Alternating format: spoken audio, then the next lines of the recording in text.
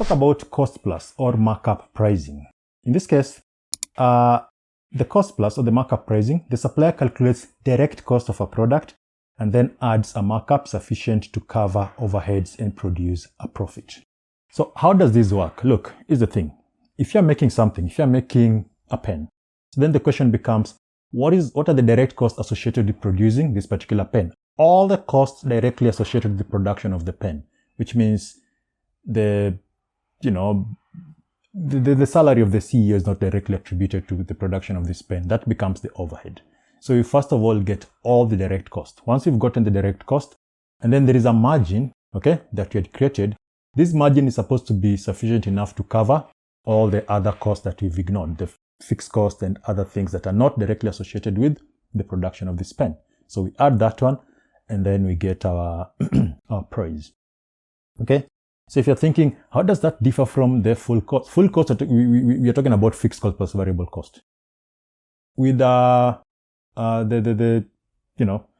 cost plus method, we're talking about direct cost plus the margin or the markup. An example here, let's assume we're dealing with the bakery, and in this case, the ingredients, the direct cost. In this case, the ingredients cost 20 per cake. Okay, the labor cost 15 per cake, packaging cost 5 per cake, which makes our total cost to be 40. So now we have our total cost of making a cake, which is direct cost. All right. So notice we talked about labor, we talked about ingredients, all that stuff. Those are direct costs associated with manufacturing that particular cake. Well, manufacturing, whatever, making that particular cake. So now we need to add a margin that is sufficient enough to cover for all the other costs that we've ignored, that we're still going to incur, like salaries of the security guard and, all that stuff, right? In this case, let's assume that the bakery wants to add a 50% markup to cover overhead expenses like electricity, rent, equipment, and generate a profit. So the first thing we need to ask ourselves is 50%. How much does that translate to in terms of dollars? So it's 50% of the cost you're dealing with. In this case, what was our total cost, or our direct cost was $40. So it's 50% of 40, and that makes it 20. So now we take, remember, cost plus the markup. So 40 plus 20, and that will give us 60.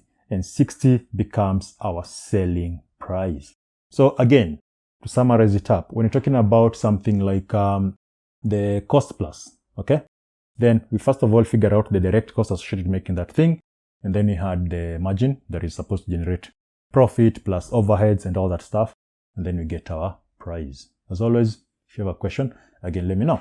If you like getting summarized notes, summarized, downloads, practice exercises, videos, and all those things, make sure you join my newsletter. Okay, every week we do put out all those contents. For example, every Monday, the Money Monday, we talk about aspects relating to like increasing your income, business tips, and things of that nature. Every Wednesday, you get summarized notes and things of that nature. So link is provided. Make sure you sign up.